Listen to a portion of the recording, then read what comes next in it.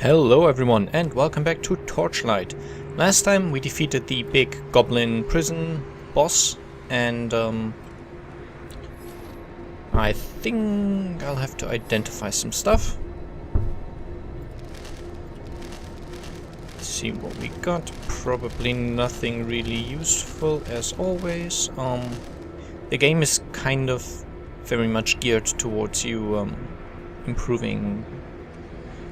improving your equipment in multiple runs, so you would find stuff for another character, and then on that character you might find stuff for another one, and so on.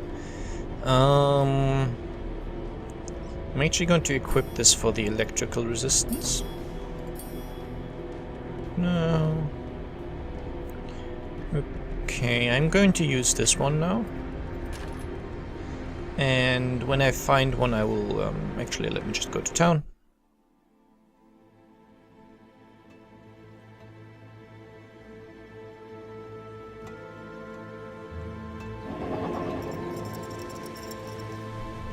And I think I still have a shield in storage. I could probably find a better one now, but it's better than having no shield, I guess. This is just for additional defense, of course. I don't need this.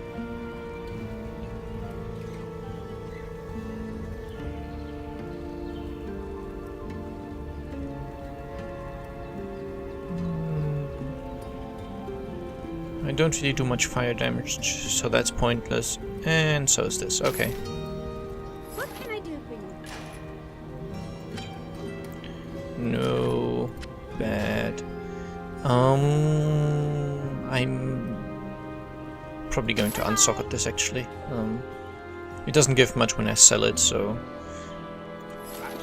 I'm talking to this goblin who depending on which one I choose, I destroy either the sockets or I destroy the item and get the sockets back. I should sort that out eventually, but yep, thank you. Not right now. Silence. Oh, might as well buy that. And then she can have all of the other stuff. And now my pet will be taught the silence spell. This prevents using enemies from using most skills, as it says. This is quite handy in well, against a certain type of enemy that we will encounter later on.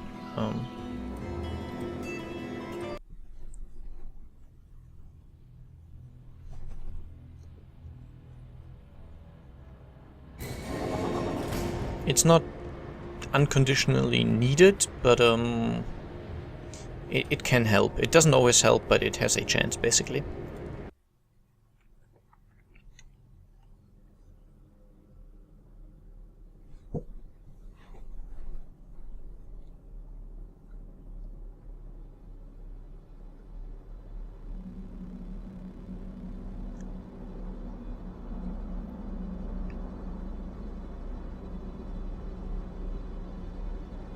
The dwarves were consumed both from below and from within. Ordrock's minions assaulted the fortress, and his essence flowed through the ember and turned them to his side. The remains of the battle are all around me, but my understanding comes from the ember. He speaks to me through the veins, and I cannot shut my ears to his voice. Despite his immense strength, Ordrock cannot leave the source of his immortality. His essence reaches out through the veins and corrupts without purpose. Such power could transform the world, if only it were freed from this mountain.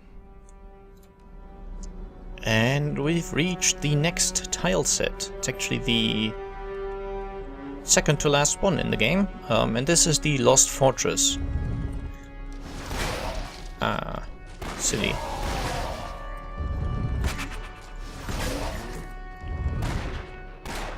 Okay, we're still doing fairly decent damage, that's good. My pet is also taking fairly decent damage, but We won't encounter the most annoying enemies of the game just yet. I think I spoke about them early on in the LP. The problem is simply that they are glitched. Meaning they have a lightning ability, which I think on this difficulty it might just one-hit kill me, and it depends slightly on my lightning resistance. Depending on if I get enough by then, I might be able to tank 1 or maybe 2 hits from that, but they really are very, very dangerous. And largely that is due to a glitch on how critical damage is calculated on them. I think that spell has a high chance of critting, and I seem to recall that instead of doing 50% bonus damage, it does like 300, 200. It does substantially more damage than it's supposed to, basically. But I don't really want to use a mod to fix it. I want to play vanilla, so in the next tile set you can probably expect substantially more deaths than you did so far. And that's difficult to pronounce, deaths. Oh well. I'm also hoping to find reasonable amounts of enchanting shrines, because my current weapon is obviously unenchanted.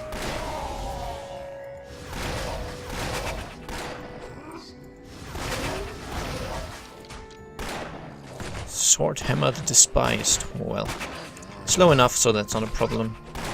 What really is troublesome in the game is either when you don't have enough space to run away, or when the enemies are too fast to run away. Did I? No, I didn't. I was wondering if I'd put skill points in a new skill and forgotten to equip it, but I think I went for the passives mostly.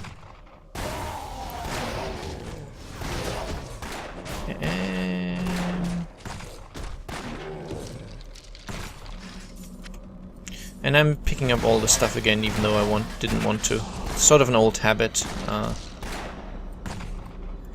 When I play solo, I don't usually play for particular... I don't play obviously for watchability, and I don't really care if I have to go back to town every now and then. So I tend to pick up everything just for the sake of getting money.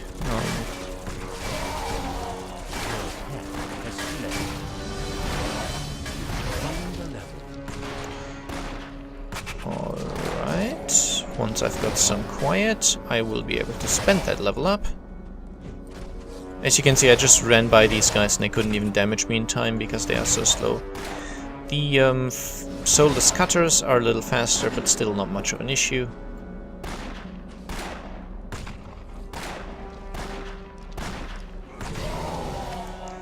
Okay, that should be ample. Oh, Ricochet, I can level it up. Yes.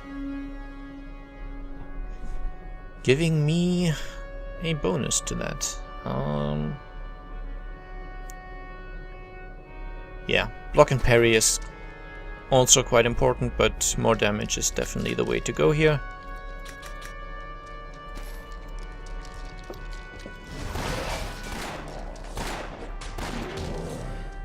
Simply because it is my main damage skill and it is so useful. It's not really so important that it ricochets off the wall, even though that's it's technically what the skill is named after even. What's important about it is that it pierces enemies indefinitely, so anything in a straight line will be hit.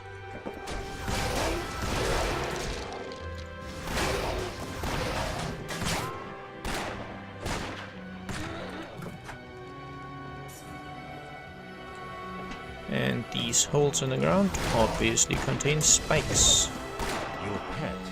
Oh. And there you could just see my projectile reflection working. So it is very nice to have. Ideally, if you were playing on hardcore, you would probably farm equipment until you had 100% projectile reflection at this stage.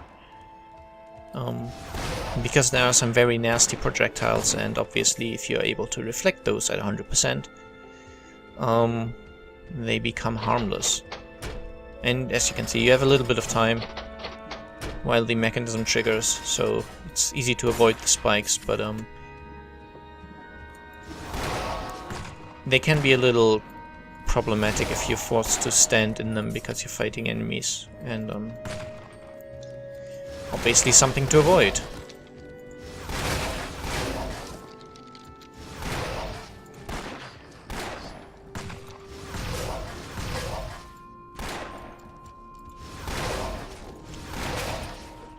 Okay.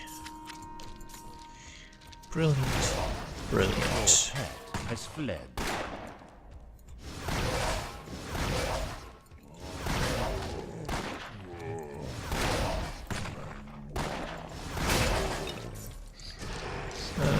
Oh well. That was a boss. I didn't even read his name in time. I'm not even that majorly over leveled at this stage. I am level 21, 22 maybe, and the enemies are level 20, so I could be ahead of them by much more. It just seems to work out fine. And you see my damage is suffering a little bit from the fact that I'm using a shield, but it's quite acceptable, I think, so I quite enjoy having the defensive options that a shield gives me.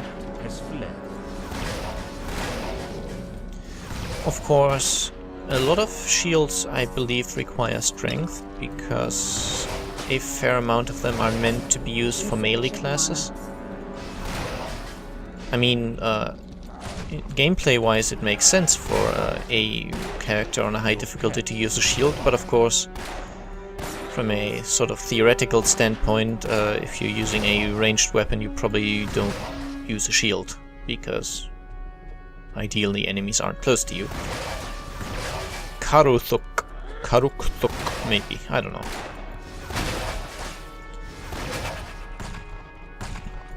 So, there quite often is a strength requirement on shields, and obviously I will never be able to.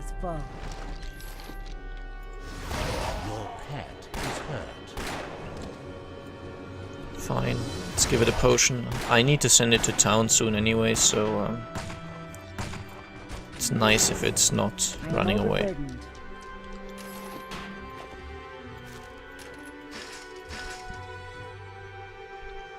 I do miss the feature of being able to send the pet back to town to buy stuff. That would mean I'd have to go back to town almost never, because of identification scrolls. Ooh, 36 electrical resistance. It's better than 25. No. Poison resistance is not bad, but I really want the electrical, basically.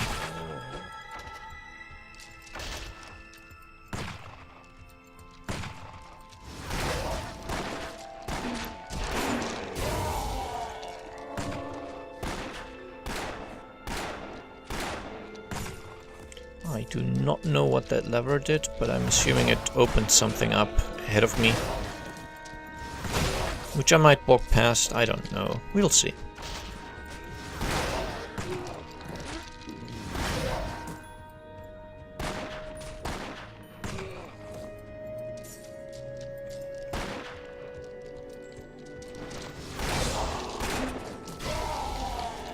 The enemies do not trigger the plates, the traps, as you can tell, and neither do my pets. I, however, do. Just in case you were wondering, the lever did not disable that trap. I don't know what it did, but I know it didn't do that.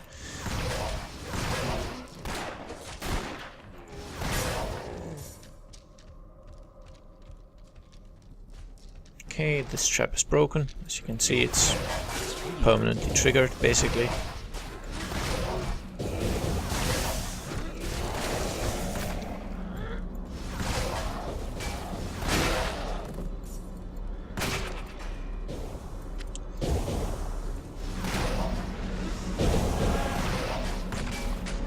Here we have Watchergeists.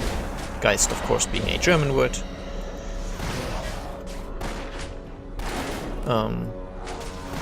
The word poltergeist, which is also used quite commonly in English, it's also originally a German word, so there are actually a few few items in this game which have German names, even though I'm playing on English, as you can see.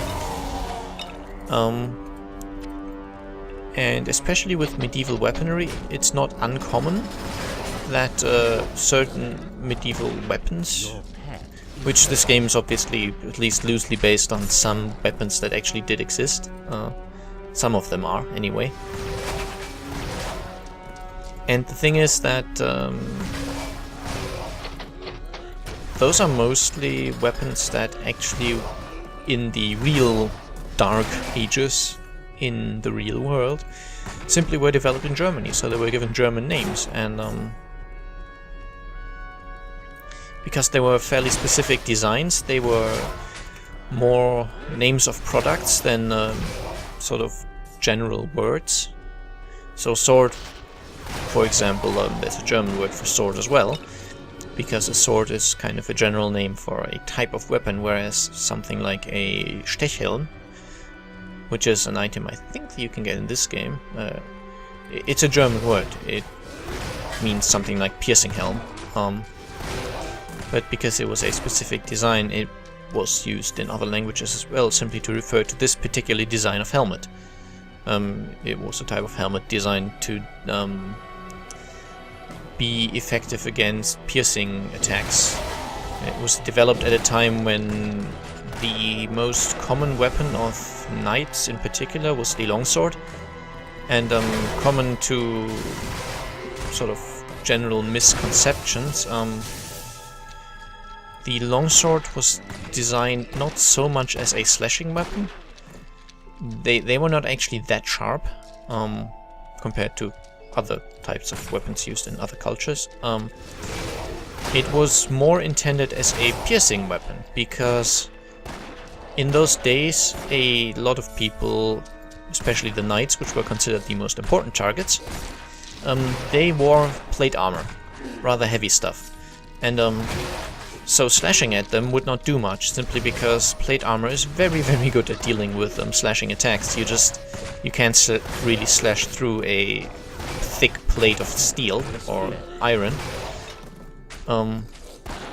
So either you would attack at the weak points of the armor, somewhere at the joints, for example, or the alternative would be using a piercing attack, which would basically try to penetrate through the armor.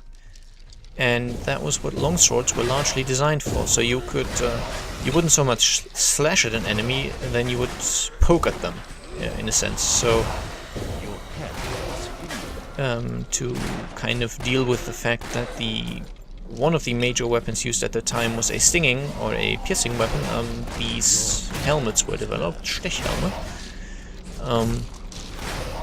to provide good defense against them.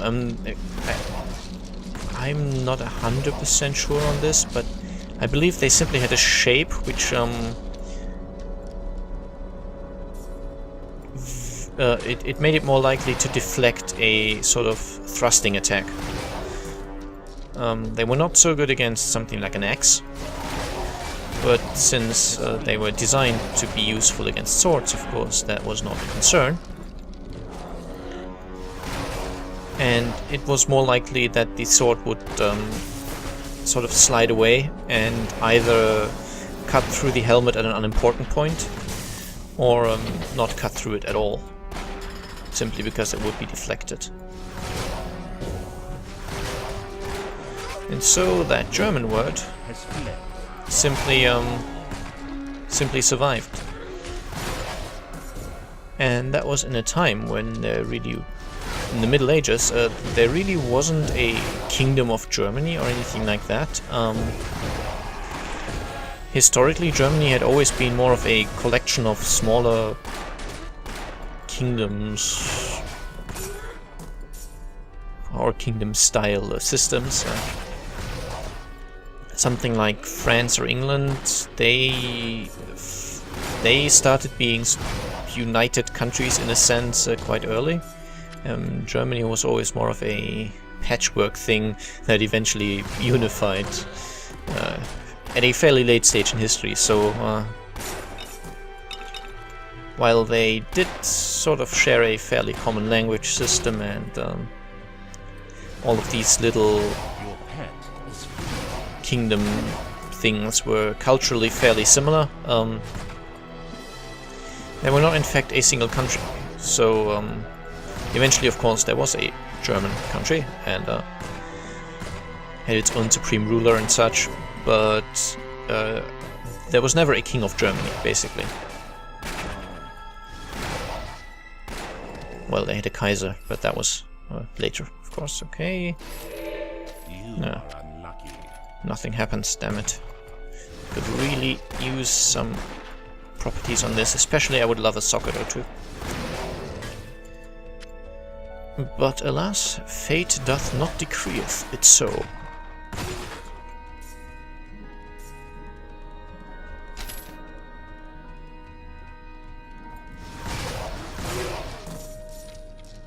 But at least I'm not struggling too much with the enemies, so that's good. And oh dear, I should really not like check out. And I said like, I don't like that. I should not check out my stopwatch while in the middle of fighting. Your pet is Middle of combat. That's better. Your pet is free.